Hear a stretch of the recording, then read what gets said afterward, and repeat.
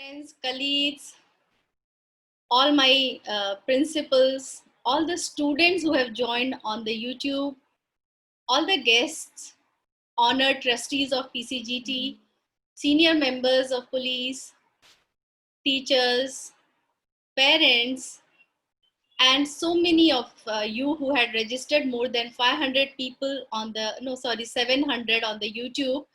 I welcome you all to our 10th Principals Web Meet on this platform.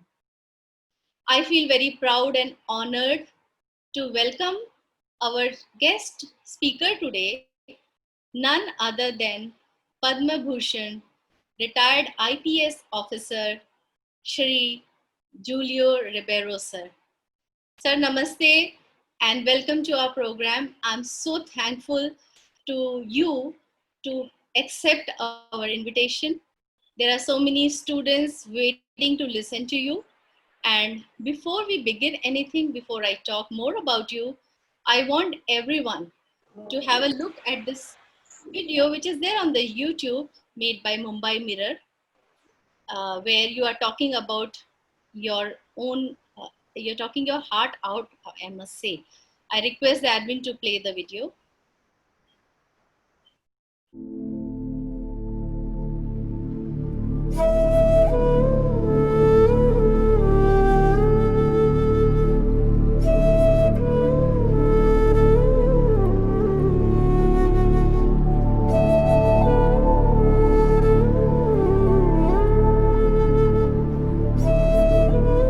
I look at it this way, there is a three-legged stool, the criminal, the politician and the police.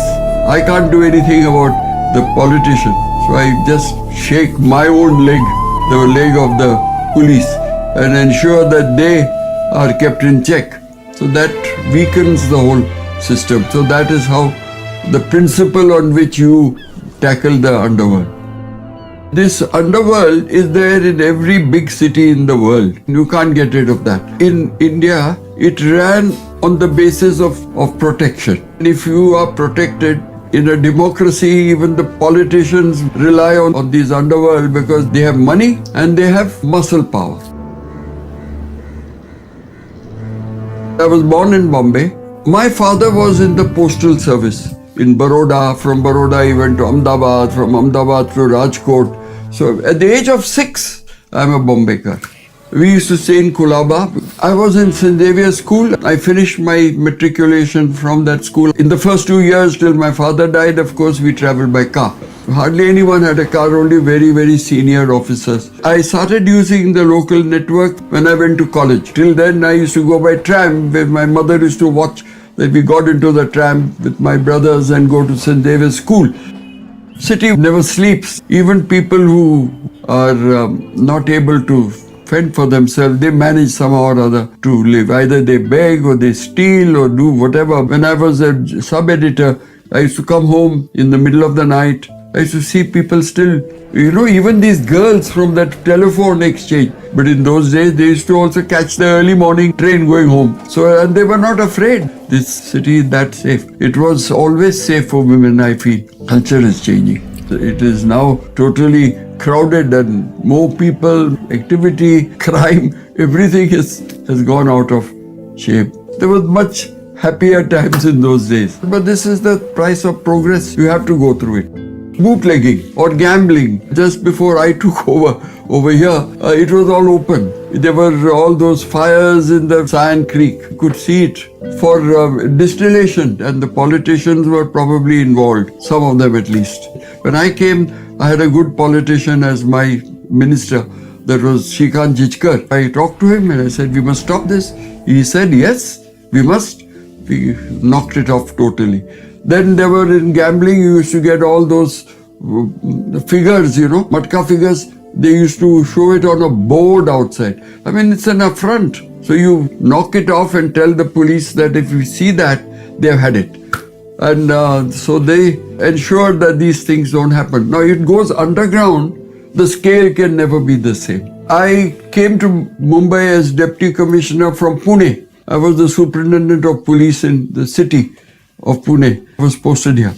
as DCP in Zone 3 that covered the Shivaji Park. And that was the happy hunting ground of Mr. Bal Thackeray. Bal Thackeray, you could hear a pin drop, I mean, figuratively speaking. He spoke, I've heard so many of his speeches at Shivaji Park. And even I used to listen in rapt attention. My Marathi improved considerably after hearing him. That he would keep people amused, laughing, sometimes angry. His nuances of speech were very forceful, and he could get the people on his side. He had your life. That is what they say. You can't totally wipe out crime. I mean, that nowhere in the world can you do that. But you can certainly keep it under control. This about encounters. There is one big problem that everybody should keep in mind, because they really support these encounters because they want quick fixes. That it make the policemen into criminals. They get a criminal bent of mind and they use it for the wrong purpose very often. For their own, they take supari, you see. They take a contract, and that is a very, very dangerous proposition. I like the most is Mahalakshmi Racecourse. I like it the most because I like the horses. And I like the races also. So this is my way of not getting Alzheimer's.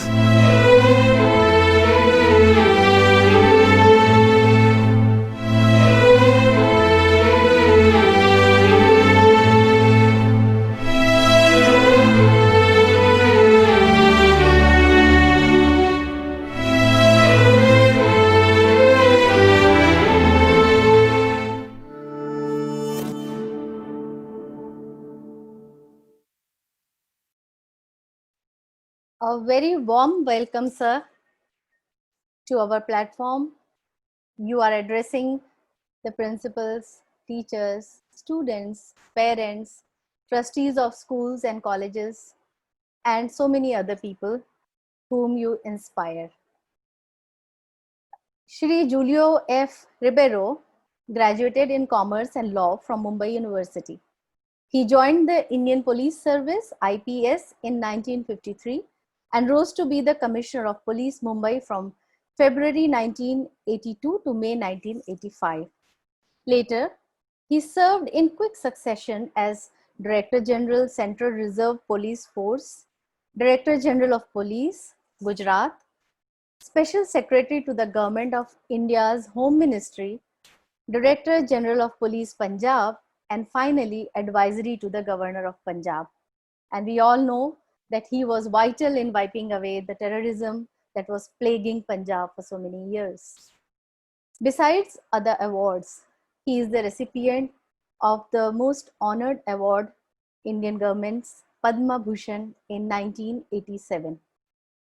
Post-retirement, he was appointed as ambassador to Romania, where he served for 4 years from 1989 to 1983.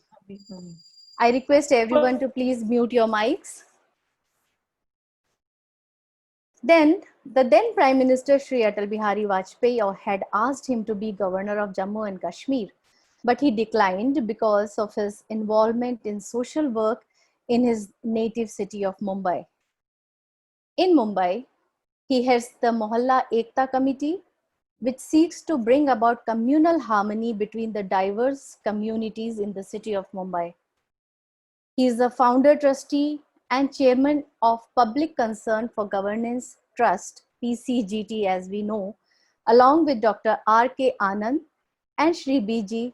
Deshmukh.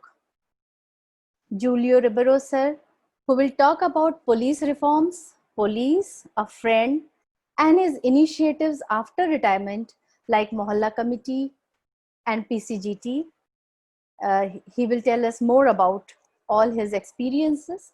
At this age of 92, may God keep you healthy like this forever, sir.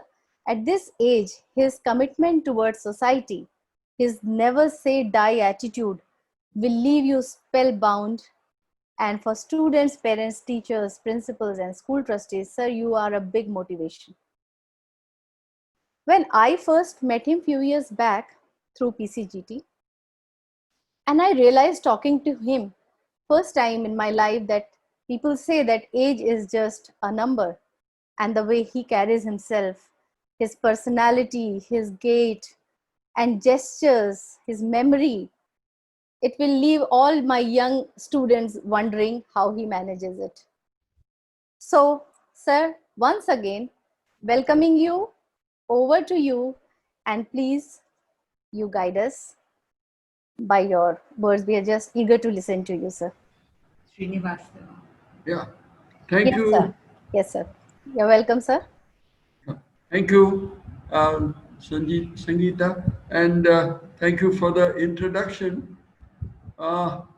You mentioned that I'm heading the Mohalla Committee movement for communal harmony.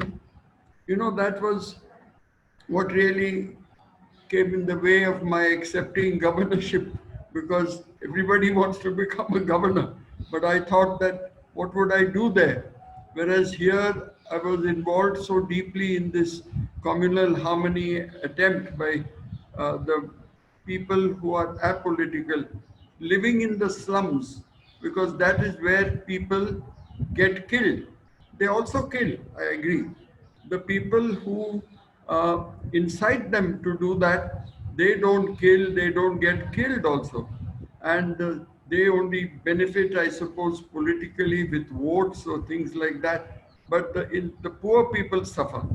This is what we have been telling them, and that has ensured. Now, this we started in 1994, and I think till now we have been free from communal violence. Not because I won't say that it is because of our work, but our work has contributed, particularly because the police is a partner with the Hindus and the Muslims in the slums. Normally, they are always afraid of the police, but now we have brought apolitical people together, people who are respected otherwise, and they have uh, the patronage of the police in a good manner. I mean, to do some good for society. So that is what we have done with the uh, Mohalla Committee movement, getting the communities to get together. They must understand that I don't know whether there is God, I have not seen, and nobody else has seen, but whether if there is a God, that God cannot create different communities of people. He creates everyone equally. And He must have created everyone if there is a creator. I'm not sure. But the fact remains that people must realize that there is no way they will get rid of their humanity. They are human beings. Say the COVID today, the pandemic, has affected everyone. Has affected everyone, irrespective of caste, creed, language, culture, and they're all over the world. No country has been exempted. And this is nature's way of replying for all the damage we have done to nature. And very soon, I'm not sure when it will be, there will be a problem about water, because see, population is increasing at an exponential rate, and whereas the resources are being diminished, so there is going to be a huge problem. You remember, those are students of economics, they will remember uh, this, the the Professor Malthus. He is the one who propounded this theory. They try to say that he is wrong because people resources have increased. For example, agriculture. We were always facing famine, but now after the Bologs uh, experiment with hybrid seeds, etc. There was a lot of food that has been created which was not there before or people didn't understand. So there are many things that we have to, it is a complicated issue. But generally, I would say there are two big problems, two big evils that our country faces. One is uh, communalism, which I have said just now. There's another parallel problem of casteism, which is only um, only in India we have this caste system, but that is being fought politically, and I think quite successfully also to a great extent. Not fully; it will take time, but certainly it is being fought politically. And but corruption, that is the another evil, very big evil.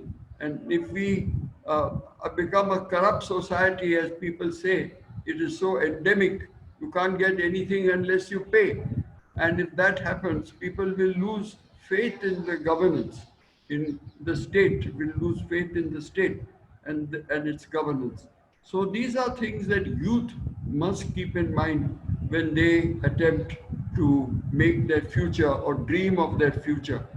These things must be kept in mind. And what do we do about it? I mean, that is, say, the Mohalla committees. How did we get around bringing people together? As I said, we explained to them that, look, you are killing yourself and getting killed. And then, so the women, when the 2002 Godhra riots took place in Gujarat, we went to all the slums and brought the Hindu women and the Muslim women in the slums together. And each one held, the Muslim woman with the Hindu woman held her hands and said, we will not allow our men to fight. I was surprised at the spirit of those women. They normally don't go against their husbands, but they said, we will not allow them to fight. And I thought that was a great message that could be given. So communal harmony, what can young people do about it? First, they must rid themselves of any biases they have. That this is a Muslim, he's very dirty, he's like this. I mean, you know, I went to Gujarat after the riots there in 2000. I had been DG of Gujarat. So I wanted to know why the police failed. And I talked to a lot of people, including a dinner party arranged for me to speak to them at a doctor's house. He was a Rotarian, and I think Gulam may have arranged it. I don't know who. I forget now. I think it must be Gulam. And I had that dinner there, and there were at least 50, 60 men of good standing, of the have belonging to the category of the haves, and they were so violently in favor of the massacres that took place. I was absolutely surprised. And some of the things they told me was that, look, every Muslim has 4 wives. Now I said to everybody has 4 wives. If there are 1,000,000 men, they would require 4 million women. So but they said no, they have 4 wives. I said, you're fixed with this, that kind of, these are biases that have to be removed, that they will outstrip the population of Hindus. I said, it is not possible. First of all, there are biological, there are lots of studies made.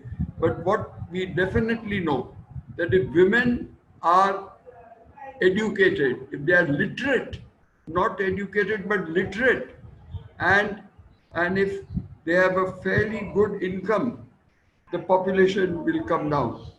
And this has happened in Kerala. Now in Kerala, 25% of the people there are Muslim, and all the women are educated, like all the women of the scheduled castes are.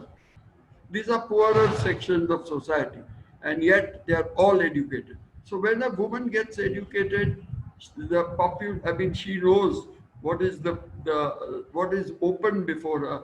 If she has so many children, then she will not be able to look after them. Then there will be problems of educating them. There will be problems of feeding them. All those things are realized when you are literate, and also fairly good economic status. Now, fortunately, the population of Kerala is every house probably has somebody staying abroad in the Middle East, and they get a lot of, the what comes from there into the coffers is something that is quite mind-boggling, and that has improved the whole attitude of these poorer communities to the question of size of the family, and the reproduction rate is the same for all, including the forward classes like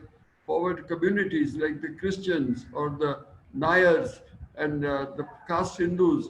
So this is what we has been proved. So these biases are something that have to be removed. So this is what the Mohalla committee has been able to do. Now the PCGT, that was a later trust that we set up, and Mr. Deshmukh, who was chief secretary, was actually cabinet secretary of the government of India, highest bureaucrat in the whole country. He uh, was instrumental in telling us how to go about it. He joined us and we set up, we started it in order to fight corruption because there was a minister who was taking money for transfers. So we said, what do we do about this man? He's creating havoc in the police force. So finally, we decided, Mr. Deshmukh had read about some uh, public concern for governance. So we also decided to call our trust Public Concern for Governance Trust. And we said we will fight corruption. We filed some PILs and we succeeded also in those PILs. But then we found this was not a way or a method of really tackling it, because endemic corruption, the one that is at, on the streets, that is much more bothering the people, the poor people. So we said, what do we do about that? Can we tackle that? We tried it through the RTI method. We had some few cases, but few cases are not going to solve the problem. So then we said, let us tackle the youth.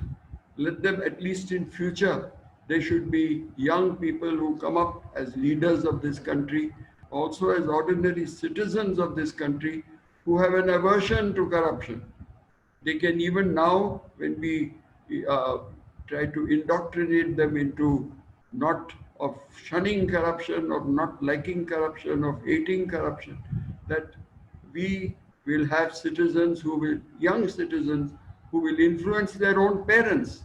Some of them are government servants, so they will know that there are people who are very opposed to corruption and that their children are becoming aware of it. So we started that, the Kuch Aur, which our Rekha is now in charge of, and trying to inculcate values in them, ethical values, moral values, which will serve them in good stead when they grow. And we'll have good citizens, citizens who are good human beings. That is what we are attempting to do, in order to influence the death of corruption, or at least the reduction at some later time. We have also, along with Kuch Aur program, we go to the colleges where we try and influence young people, because that requires a different approach. And that too, that program is also going on. And we have been, we try to mold them into good leaders, because at that stage, it's a leadership that we are focused on. Leaders with conscience, who are not going to themselves indulge in these evil ways, and who could also influence others to not do that. So these are the two projects, the Mohalla Committee to fight communalism and our PCGT to fight corruption. These are the two interests that I have, and which I am trying to get other like-minded people from the government service, from the open market, from other services, doctors, lawyers. They are also of the same view, but they don't know what to do. So we say, let's get together, break our heads, discuss like argumentative Indians as to what we should do about corruption and communalism, and go ahead with it. Do something about it. Yeah. So this is these are the two main planks which I feel. A lot of young people, our Rekha has sent me a list of questions, and I think that I can answer quite a number of them. Asked, uh, they said, what do we do to strive for a just society? The role of youth in striving for a just society. Now, I gave my own example because it's better to say that what you have done, so that you are not only just preaching, you're also parting with your knowledge. And I have done this. I didn't join the police force of my own will. I appeared for a competitive exam and I was allotted to the IPS. Now my mother and they were quite upset that they didn't like, everybody at that in this middle class, they are a little afraid of the police. And my own father was in the postal service, and my mother would have been happy if I had been allotted to the Indian Postal Service, but instead of that, I got the police service. But I never regretted it. It is one place where you can do great social work. How do you do it? You do it by uh, giving justice to people. It's the judicial process system. We are inducted in the first stop of the judicial process system. It has got, I would say, 4 stops, might be 5. The first stop is the police, which registers the crime, the FIR. Without an FIR, you cannot investigate. So they investigate the crime. Then after that, you go to the lawyer, the prosecutor, who prosecutes the accused on the basis of the investigation of the police. Then there is the defense lawyer who tries to see that his client is set free. And finally, there's the judge who decides what is the truth and whether the person is guilty or not. And if he is guilty, he is sent to the 5th level, that is jail, where you have a jailer to ensure that that he carries out the reason for which he was punished. That is that the state and the people of the state want people to understand that they can become better citizens, and they need not commit crime. That is how the 5 stages of the judicial process system. But the judicial process system has now gone a lot, there has been great assaults on the institutions. So you have seen the other day the police commissioner is an institution in Bombay. Everyone knows the municipal commissioner and the police commissioner. At one stage in the British days, there was one man to do both jobs, but later on it was split because it was the work was of a different nature, and there was enough work for the policeman to do his own policing. What is the policeman supposed to do? He is supposed to prevent crime if he can. He is supposed to investigate crime if it occurs, and he is supposed to put the person up for trial. So this is what he does. Plus he keeps order on the streets, keeps the traffic going, keeps the peace on the road, where if anybody starts fighting, is caught and taken. But if the big groups start fighting, then how does he tackle those big riots? All that is taught to the police, and they have to do it.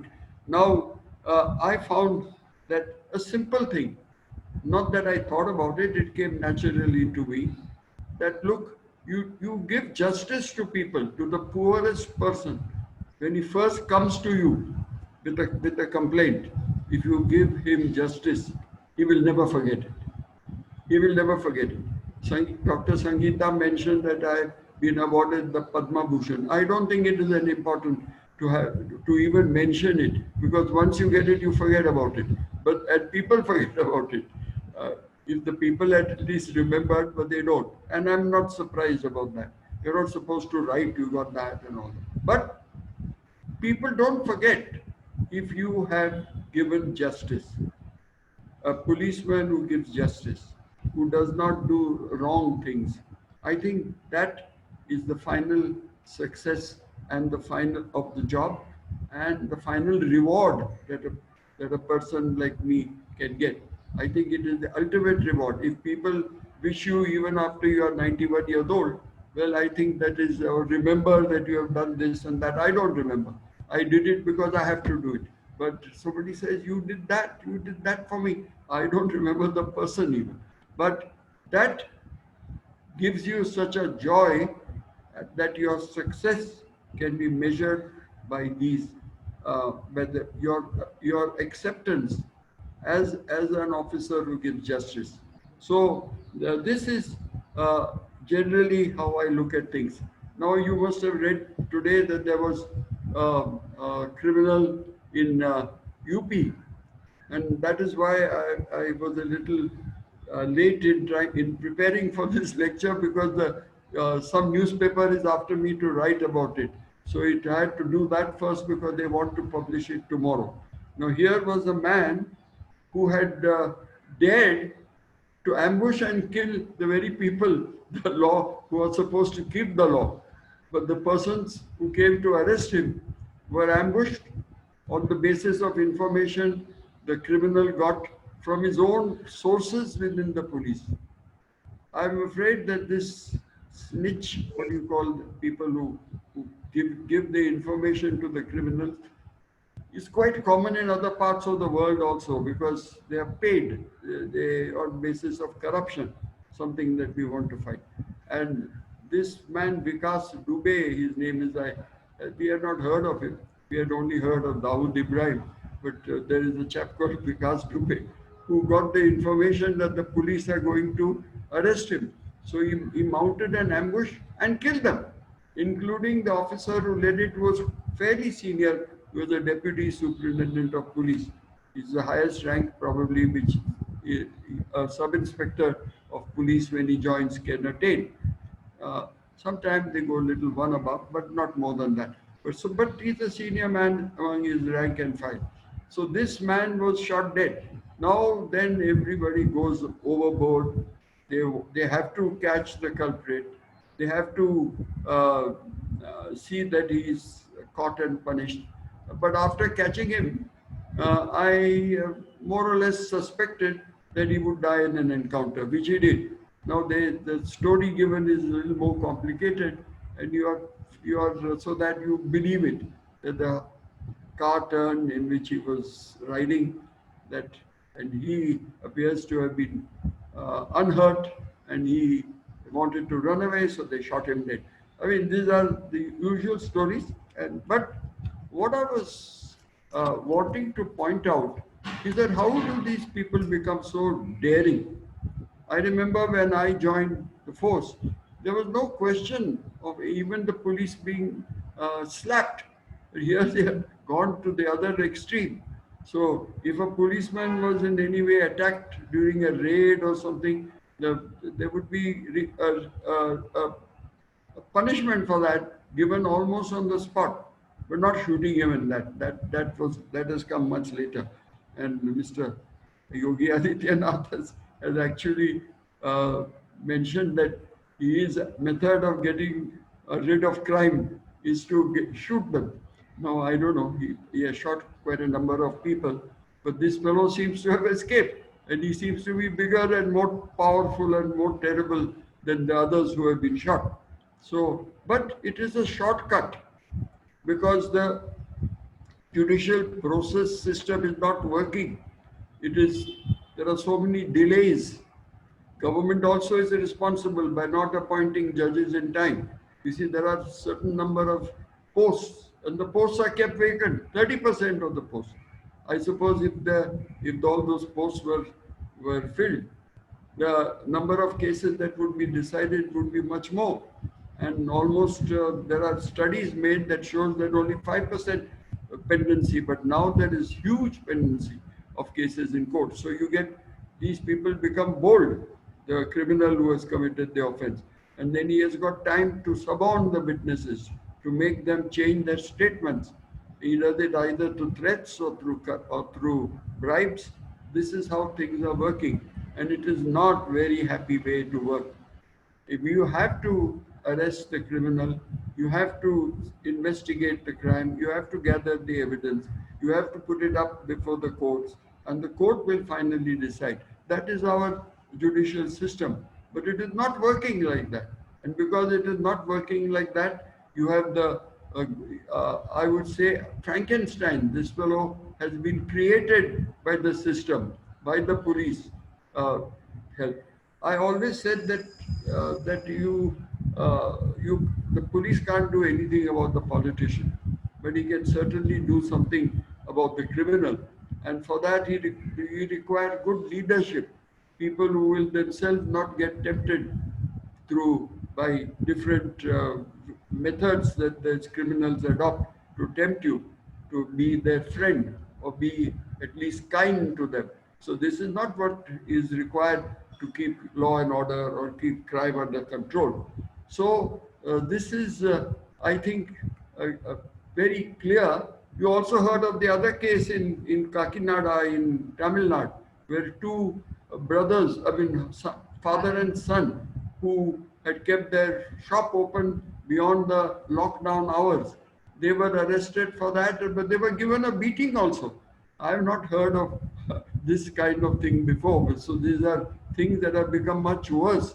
That is, even the policemen have become real criminals. Now, why do they have to beat up somebody who has not closed his shop? I mean, it is not for extracting any information or not for uh,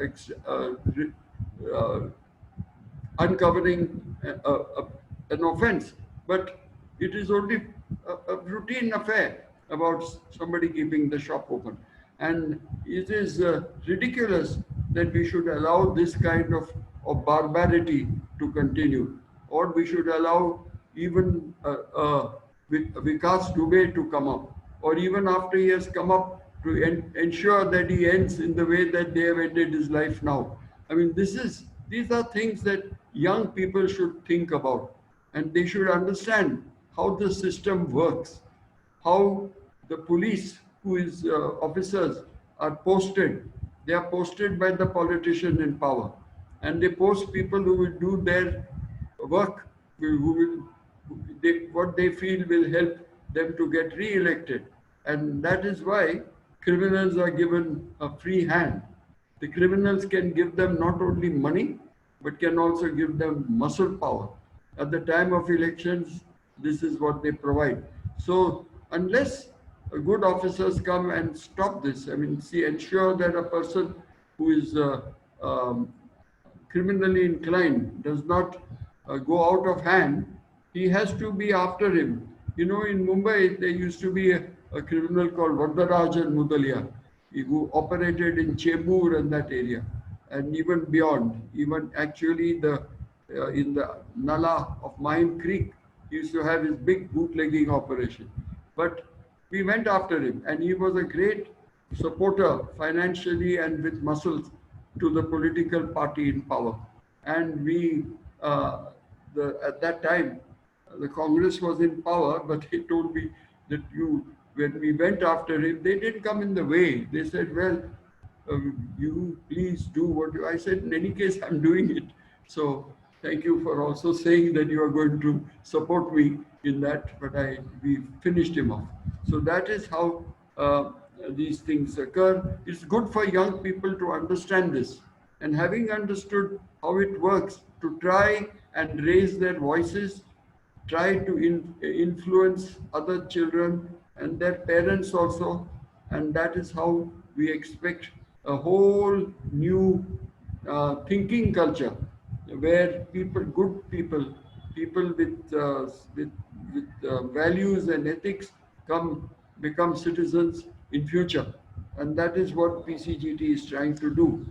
So I have addressed some of the questions uh, which were asked, which are being asked. Do you want me to ask to throw the throw the floor open for asking questions, or the Yes, one that I have been given? yes, sir. Most of the questions should have been cleared by whatever you spoke. Yeah. And still, I think many people again and again want to know how to become an IPS officer Uh-huh. and why we should become a police officer. That is a question coming again and again from the Yeah. students. Okay, I can tell you today in the city of Mumbai, say Maharashtra, but certainly in the city of Mumbai, we have got so many. Roshni Gaurav. Yeah. Please mute yourself. Yes, sorry, sir. Ah, so we have so many IPS officers who are respected by the public. Everybody knows that they are not only away from corrupt activities, but also that they would be very helpful to the public. Because that is what an officer should be. He should uh, give uh, justice to people, and they know which officer will give justice and which one is doesn't uh, practice what he preaches. So this is uh, so if he wants to join the IPS or the other central government services, I think it's a very good thing if we have good people who are against corruption in particular, because that is the bane of our governance, and also against communalism. That is another evil that we have to face, because things which are uh, done, or policies which are framed on the basis of dislike for certain communities, I think that is something that is not acceptable at all, because it goes against humanity and all our principles of humanity. And I think that uh, we so if they want to join the IPS, the exam for the IAS and the IPS and the foreign service, and for other central services like my father's service, the postal service, all have got one exam. The exam is the same, and according to marks, you are allotted to different services. Now, uh, if they want seriously to consider a career in government service, because we have to have good people, we have to have many more honest and dedicated and service oriented people, and they should do work for others, not for themselves. They have to serve the people. They are servants. They're called public servants, or they're called government servants. I would like the word public servants. They're servants of the public. Very often you say government servants, but I think we should leave that government out of it and say public servant, so that he does really work for the people. So has he decided to work for the people who want to join? And that is one. Number two, if he has a lot of expectation of a very luxurious life, I think he should give that up. And it is very unfortunate that some officers feel that luxurious life is like other services, other people outside the government enjoy. That because then they should have joined the private service. They can if they are very good, they're MBAs and they are very intelligent, etc. Here also you require a level of intelligence which is above that of average. You can't have average people expecting to get into the central service, because it is a competitive exam. It is not an exam that you can pass or fail. It's not a question that you have passed the exam. There's nothing like that. If there are 437 vacancies, they'll take only 437. You understand? So they have to prepare for it. And first of all, if they are very average students, I think probably they should not waste their time. They should try. Uh, they should try for something. You see, you have to measure up to it. Now, I do agree that because of reservations, etc., the standards are fixed separately. The marks that you have to get, because you have to compete with that same category, whereas the ones who are in the open category have to get many more marks in order to get into the service. And that they can. What they should definitely do is be interested in all that is happening politically, economically, socially, so that they are able to argue, to discuss, and to give their opinions. It's not only a test of knowledge. The test of knowledge is done in the preliminary stage. but the test of their thinking, of their values, that is done later in the viva voce, in the interviews. That is what happened in my time. I mean, they check you on that. And I think if they really are interested, then they have to read the newspapers every day. There's no doubt about that. Particularly the editorials which come in the best editorials, according to me. I'm not making a pitch for anyone, but I think the Hindu of Chennai is one of the best papers as far as the English language is concerned. The leaders are excellent, but there are others also which are also come up almost to that standard. So, but they have to keep in touch. What is happening in the country? Why should it happen? What should you do? Because they test your power of Analysis. uh, Analysis. analysis. Exactly. And sometimes the word doesn't come very quickly to a 91-year-old. Yeah. So that is how we have to go about it. So um, so these people, boys and girls who want to appear for this competitive exam, we can always, if you send them to us when we after the lockdown, then when we open our office, we can always give them some tips, as to how to go about it. There are also classes but I'm not sure about. I didn't go to any class myself, so I don't know. So that is one. Yeah. Then what other things do you think there are Yes. many Uh, questions? so these students, those who wanted to know that Yeah. what kind of preparation is required, what kind of skills that you need to get into an IPS, to become an IPS officer or a police officer, you got your answer, because unless you are you have a lot of patience, you have grit in you, please don't think of becoming an No, IPS no, officer. it's all right. They You should need to try. have that kind of attitude, as you said, Yeah. uh, But it is to not. work hard. You see, there is a strong feeling among young people that you have to be very, physically strong, and you can jump from one building to another, like you see in the movies. Nothing of that sort happened. The IPS officer never works at a police station. He Oh, never works on the road. He does not investigate crime. He only supervises. He is like a supervisory officer. He comes in if you start with a constable, head constable, then as ASI, then SI, then you get a API, then a PI, and then a senior PI, ACP. So at that level he comes in. So you have already crossed 7, which you have not done. You only come in at that level and you supervise. You understand?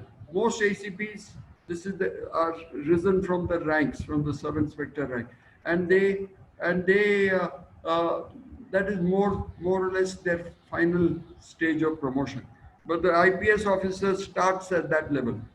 So in 4 years, you can be a deputy commissioner here at the age of 28.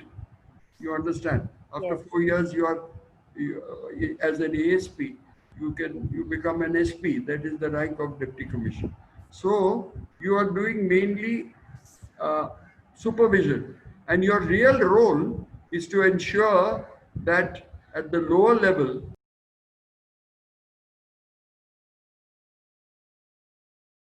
is often forgotten by the new recruits. That is what I worry about.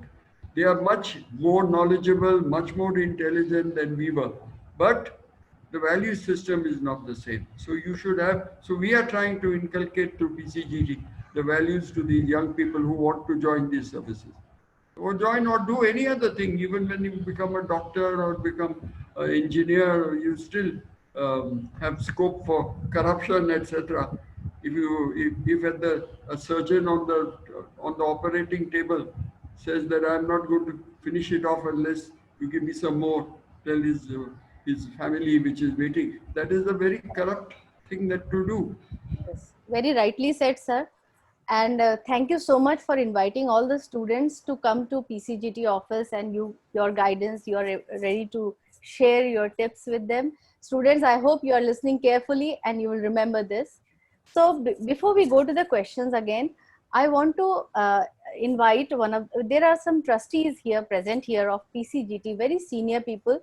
Yeah. I could see Gulam Bahanvati sir, Rashna master, and then Rekha Shahani herself is present here. She's also one of the trustees.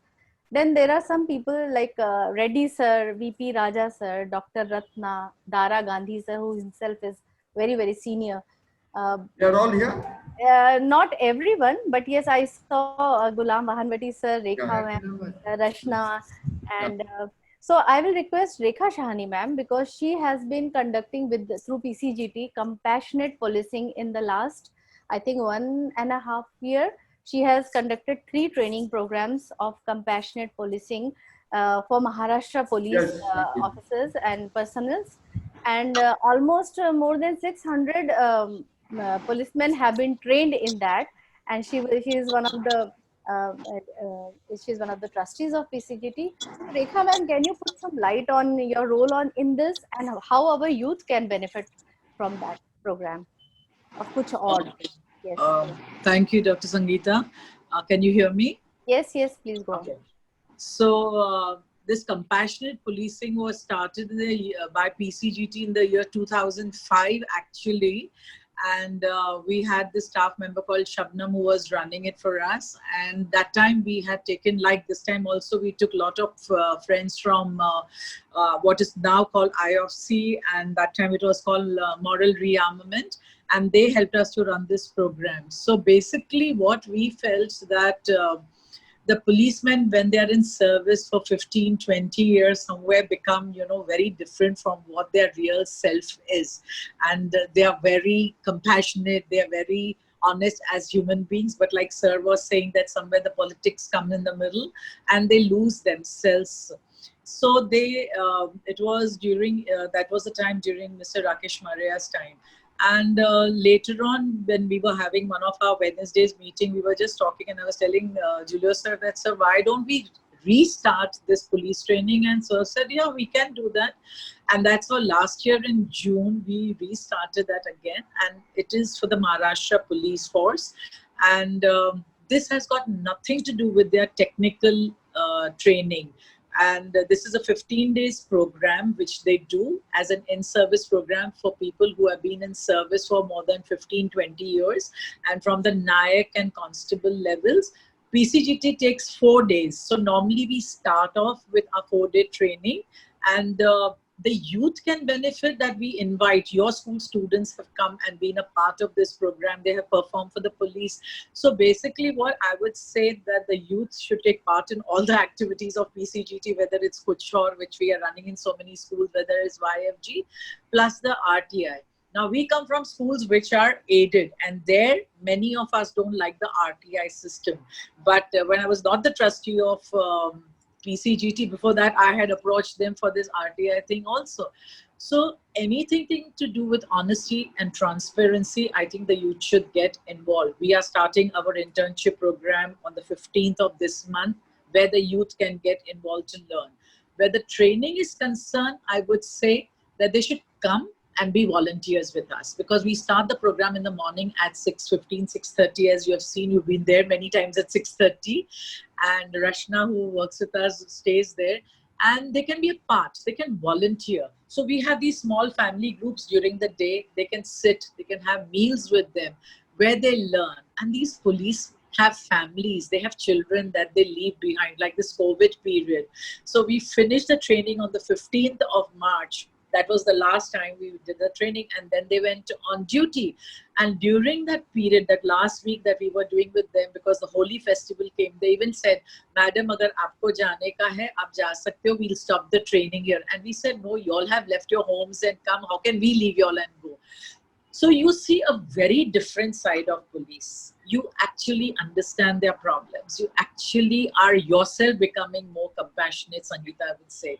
So the youth can get involved by volunteering their time. During their holidays, they can come to PCGT office, do their internship. They can travel with us wherever we are going.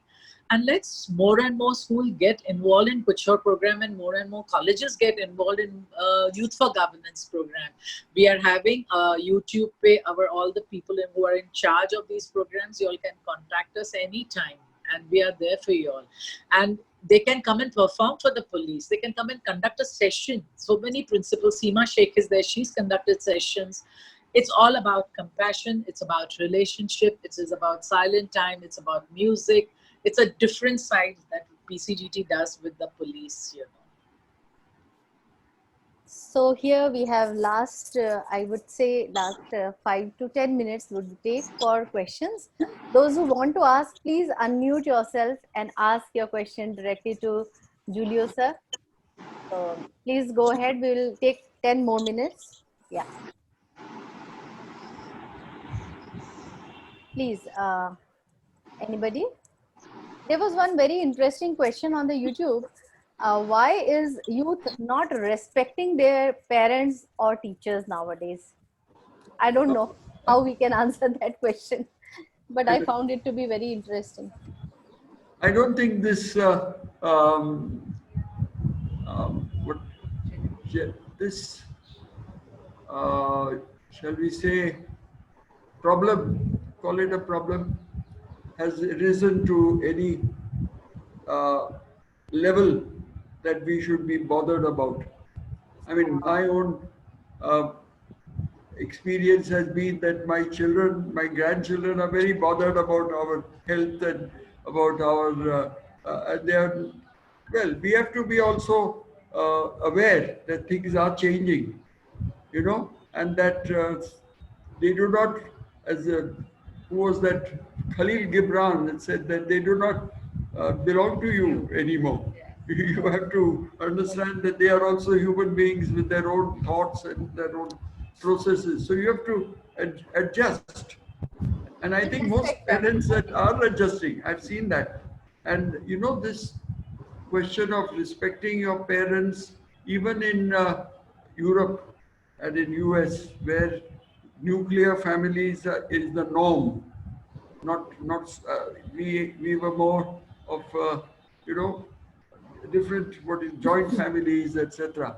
And we always have been respecting our parents and we are obeying them. In China, it's even much. They worship their parents. They worship after they die. They bury them in their own field, and that is what they do. This Confucian values. So we are, I think, not too bad. And but things are changing. Yes. The attitude to life, the attitude to different, say, sex. There's a lot of change in that. So we have to understand that something that was not accepted in our days now has become so common. So there are things that we have to live with and understand and be a part of. Yeah. Yes, well said, sir. We have with us a very senior member, a principal, retired principal, Rekha Vijayakar ma'am. I think she wants to say something. Yeah. Rekha ma'am? Vijayakar Yes, good evening, sir. Good evening. Just wanted to tell you, my father was the chief police prosecutor of Mumbai, Mr. M.G. Vivarkar. And when you talked about times then and now, I would like to say one has to be modest in whatever, and it was naturally then and not now. So whenever he used his own car, he wouldn't allow his driver to open the door for him. He would always say, it doesn't suit my cadre, whatever. Yeah. But this is the modesty which is required at any level. And that's where a real worker, he used to call himself a government servant all the time. I'm a government servant. Public servant. Public Yes. servant. Yeah. So that's it. So I just wanted to say that times then were different, people were different, and we have to imbibe those values in us Yes. to be what? Yeah. I agree. Sir, we have Thank with you so us a principal of KES Law College, which is a part of our organization, Dr. Shweta Wadhwani. Shweta ma'am, would you like to ask any question to Ribeiro sir? You can just unmute yourself and come on the video. Yes, ma'am. Hello. Yes. Yes, ma'am. Yes. Yes, very good evening. Yeah. Like we were actually enlightened and we have come to know certain facts which we were not aware of earlier. And, it was a great session and we have I think we have learned a lot from you, sir. Thank you. Thank you, Shweta ma'am. Thank you. I don't know whether Vahan Bhatti sir is still there. We would No, like I think he's left. Dr. Ratna is there. Dr. Ratna. Okay, Yeah. Dr. Ratna. And Sangeeta, there is a question from Afsha. That's a good question. Yes, Afsha please. Khatri. Please, can you unmute yourself and ask yourself? Aksha Khatri? Afsha Khatri. Yes. She says that why nowadays people hesitate to become a police officer or IPS. They feel they can't perform their duty of such political pressure. Is it true? Guide and suggest. You see, this question of political pressure is definitely there. You see, the politicians have their own interests. That is their career. They have to get into power. Politics is a game of power. They want power. They want to get into the government. They want to win the election. So they have their own agenda. Now, it is not the agenda of the police officer, but for his own betterment or his own career and advancement, he gets in cahoots with the politician. Well, he has sold his soul. And very often this is happening today in all over India, where the police officer goes and either pays for his transfer or he begs, gets patronage through others, then gets the position he wants, then he has to pay back. If that politician then says, do this, do that, which may not be legal and may not be ethical, he does it. So that is why the name of the police is being spoilt. And at the senior level of the IPS, when you join, as I said, as an assistant superintendent of police, you don't join in the ranks. And then you are supposed to check on your own subordinates. But you yourself, if you do it, then how can you check your subordinates? So this is what is happening. And as regards the police service, that is normally something no for most people. My mother was not at all happy when I was chosen for the IPS, let me tell you that. And she said, why are you going there? We don't like police. So, but I said, I will be left without a job, so I better go. That is what I told her. Sorry to interrupt you. There is a student here on YouTube. He has been, pestering me to ask this to you. Yeah. He wants to hear one story of some fight with any gangster, one real life story that you might have encountered with like a Pathan gang or Chota Rajan or Dawood Ibrahim. He wants to know. He has been again and again asking me. Okay. My question. I will tell them these gangs come up due to patronage of the police, patronage of the politicians. And without both of them patronizing, it cannot exist. So the gangs come up after keeping both happy, mostly through money power. And if you can, I said, these are the three legs, the criminal, the politician, and the police. What can the police chief do? He can definitely see that his people don't get involved. So that three-legged stool, if he keeps shaking one stool, he cannot shake the politician. He can shake the criminal, but that is if the politician is kept away. And you can insist on it, it's the law. They cannot tell you don't implement the law. So we have done it in our days, but now it is more difficult, I agree. We can't compare those days where the politicians were also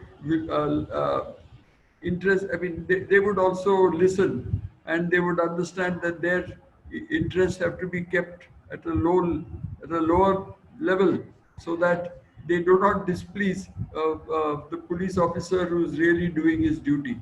So I think it's possible to circumvent these pressures. So I think that this is the answer to your question. He wanted to hear a story from you, sir, from your real story experience. About these gangs. Any these gang just came up like that. Okay. But this man, Dawood Ibrahim, whose name is known to the president of the US. If you ask Trump, he won't know my name at all. Julio Ribeiro, he would have done. He's not going to know it. But Dawood Ibrahim, he will know. And he has come through the criminal route. Now that fellow was the son of my head constable in the crime branch. And he grew up in our police lines. He grew up in our police line. He was the 7th of 11 children. And he was, most of the children were just roaming around because the father was busy doing his work. So it is, this is how Dawood Ibrahim, and before I became commissioner, he had been caught by at some other commissioner's time, and he was prosecuted, and he was convicted, and he got 6 years imprisonment for that. Then he went in appeal, and when he went in appeal, he was given bail pending the appeal, and disappeared. He just disappeared because he was not such a big criminal in those days. There was not that lookout notice and other things that could have been done. And then he became so big in Pakistan. Now he's not, I don't think he must be a Pakistani citizen. Yeah. So one more person is again and again putting this question, Aryan Thakur. He says, why don't government keep a ban on alcohol, cigarettes and tobacco? What? Why cannot government put a ban on alcohol, tobacco, cigarettes? And yes. Alcohol, tobacco and cigarettes. Ban. Yeah, why can't government keep a control on it? You see, these kind of socially or to improve the conditions in society of individuals is not really, it never really gets implemented. It becomes a source for corruption. That is all it happens. Now, people who are addicted to tobacco will always smoke, whether they are allowed to smoke or whether it is illegal. They'll do it quietly. Alcohol, the same thing. So the best thing is to wean them away from their vices, and that can be done by people outside the police, not the police officers. And there are people, Alcoholics Anonymous, for instance. Tobacco, I think, is now, I don't see many people smoking like I see sometimes in Europe, in Romania, where I lived 4 years. Particularly the women, all of them smoked. I don't know, it was a great this with them. Yeah. Anyone from here, from this Zoom room, anybody wants to say anything? I can see Yes, ma'am. Madhuri. Does Ratna ma'am want to say anything? Ratna ma'am, would you like to say Dr. something? Ratna, yes. Yes, Ratna ma'am. And after that, Madhuri, you can ask. Hi, thank you, Dr. Sangeeta. I think you have a very wonderful forum that you could bring a real hero for the students. Thank you. And get inspired. There is very little to say after Mr. Ribeiro has spoken. And all I can say is that it is very important that children and youth imbibe good values right from their forming. She's I think, giving a lecture. So that they can become absolutely good citizens, and that is the only hope for the country. All I can add is, because there are many teachers here, I have felt that many a time the children, from the younger children, when they come, instead of when they are asked to write some essays or composition, if they could find some heroes from their neighborhood, the societies they live, or the slum areas where they live. If there is a youngster who is doing good work, he's helping the elderly, or he's in some way guiding the other children, they should be encouraged to put their finger on that this is the hero. Because the leaders and bullies, there's a very little difference. The people who bully also become leaders. Yes. So that's not the like Vikas Dubey must be a leader for many younger people in his village who wield such power over politicians and all. So if some neighborhood heroes can be found, I think it will be a good exercise so that they know what values are really important and why they are heroes and not the bullies. Second is, I think, Dr. Abdul Kalam's famous thing that every family has to give the values to the children. That's important. Mother, father, and the children, they are the units. And if there is a value system inculcated in that family, it will become a part of the society and part of the country. Correct. Thank you so much. Thank you so much. We have a very senior principal over here. retired principal from Jamshedpur, Vijayam Kartha ma'am. Ma'am, please say something because you are amongst us and it will be of real value to the students, and also you can ask any questions, ma'am.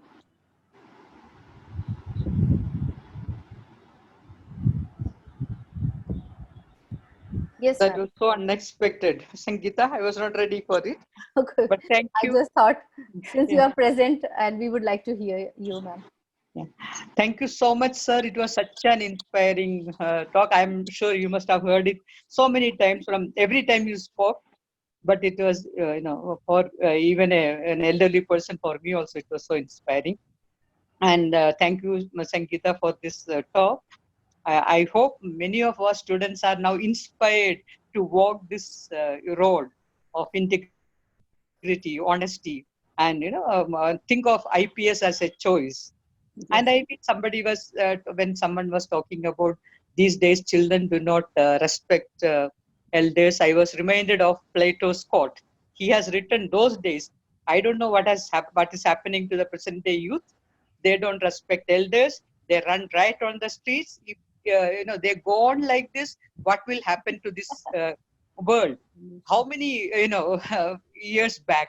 Even it seems an Egyptian tomb also has the more or less the same inscription.